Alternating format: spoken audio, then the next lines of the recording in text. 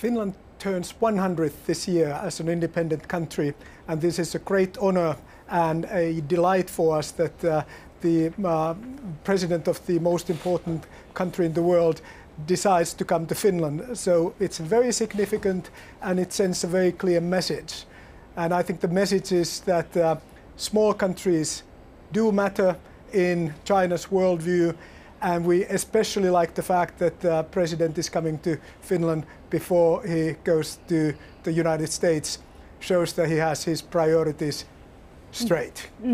Mr. Siira, you participated in drawing up the cooperation agreements between China and Finland that have just been signed by leaders of both countries, and you were giggling a little bit when we heard the kind of importance Chinese president is attaching to his visit to Finland. Tell us a bit more about the content of these agreements and their significance in your eyes.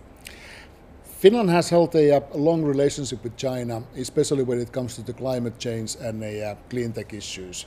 And now we have been able to take that initiative to the next level. Also, there were several different type of agreements signed from regarding the innovative approaches, innovation, collaboration, and so on and so forth. And of course, I mean, one of the most significant issue is that we will get the most northern pandas now in the world, as we are getting two cubs into Finland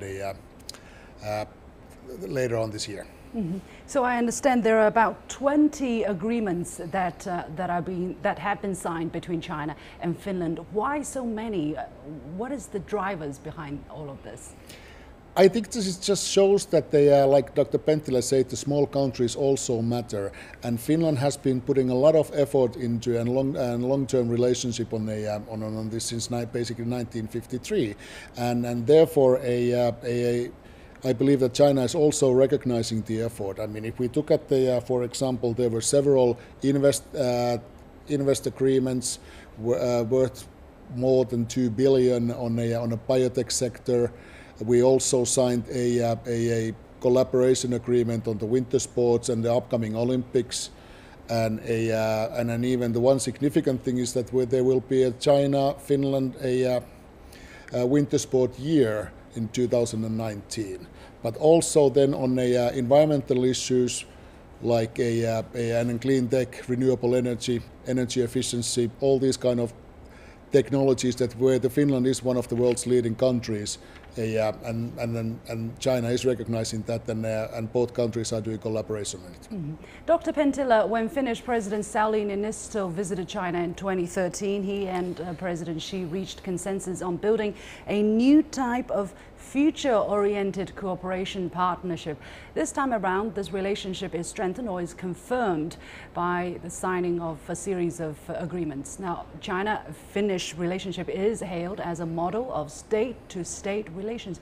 Help us understand what exactly are the meanings of this new relationship, and why is China-Finnish relationship being seen as a model for state-to-state relations? I think there are three ingredients. One, the future orientation. China and Finland both believe that we must use technology to create a better and more sustainable world. And as was described before, clean tech and all the technological innovations that both countries are driving are a very good example of that. So that's why it's future oriented, because we want to solve the world's greatest problems through technology. Then there are two other elements why I think that this can be seen as a model. One is mutual respect, and the other one is the pragmatic approach that both China and Finland take to the problems at hand. So I think three elements: technology, pragmatism, and then this very long-standing mutual respect that carries the relationship forward. Mr. Siira, currently China is Finland's biggest trading partner in Asia and fifth biggest worldwide. Chinese investment in Finland has also seen rapid growth in recent years. For instance, in 2016 alone, the figure went up to 9 billion euro. That is 90 times the total investment by China in Finland during the previous 64 years. How did China and Finland make it, and what are the perceptions of Chinese investment in Finland? Well, I mean, we have to take one significant investment into consideration, which was the Tencent's acquisition of a Supercell, and that was worth something like over 7 billion. But still, there, like I said, that there has been a steady growth on the Chinese investments into the Finnish companies and the Finnish projects, and government of Finland is looking at. It's really pleased to see this growth happening. I think that the Chinese companies also recognize the Finnish expertise and collaboration possibilities, that what can be done together on these projects and innovative ways of working. Dr. Penttila, China has been promoting the Belt and Road Initiative as a platform to establish more connections among nations. Now, Finland has always been a supporter of the initiative, as I understand, and has joined the Asian Infrastructure Investment Bank as a founding member. Now, Finland is not seen as a country immediately on the Belt and Road routes. What's the connection, and what opportunities does Finland see in this initiative? First of all, the initiative itself is very welcome. It's a new departure, and Finland has supported it very strongly.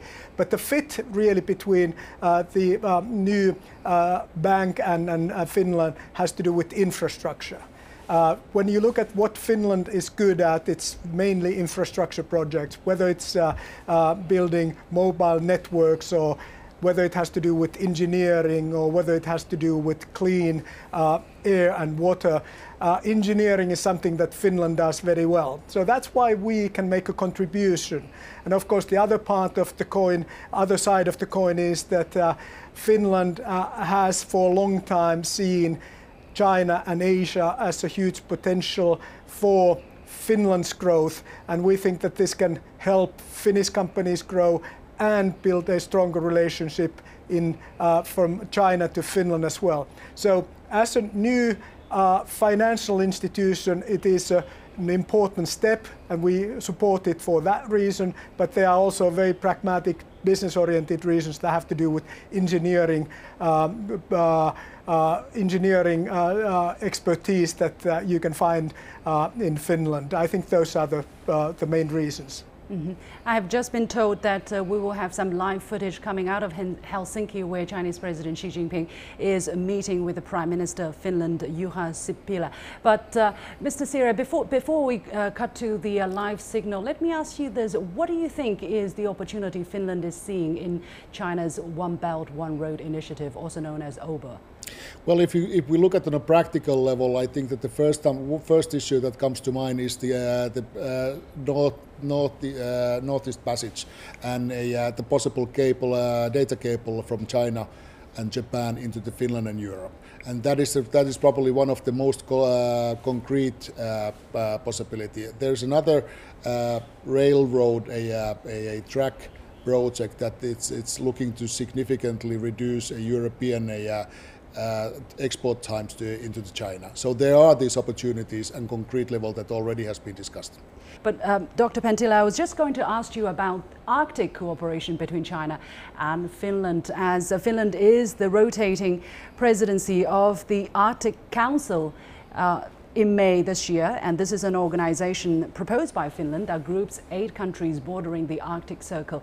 Where can China and Finland cooperate in Arctic affairs?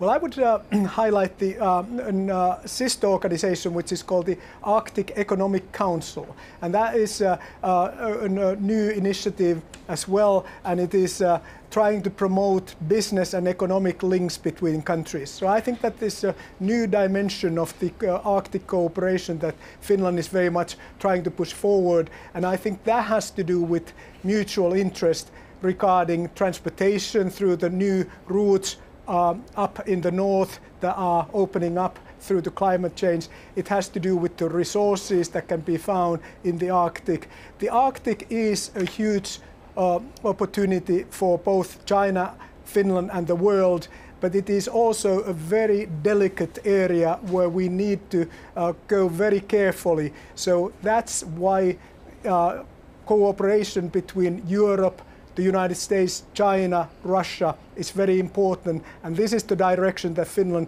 wants to push the Arctic matters, that we get China involved as much as possible together with the other great powers, because it is one of the great opportunities, but one of the very sensitive areas on our globe. So Finland is very much pushing for greater cooperation, especially on the economic side, regarding the Arctic. Thank you very much, Dr. Penttila, joining us from Helsinki, and Mr. Siira joining us here in Beijing. And here comes my point. A 90 times jump in Chinese investment in 1 year compared with all the previous 64 years, that stayed in my mind. This shows what pragmatism and mutual respect can achieve in a bilateral economic relationship. This can only be possible in an environment of free trade and open markets. President Xi is clearly sending some messages prior to his meeting with President Donald Trump of the United States, for whom trade and economic issues are set to top the agenda. But will Trump read the writing on the wall? Let's wait and see.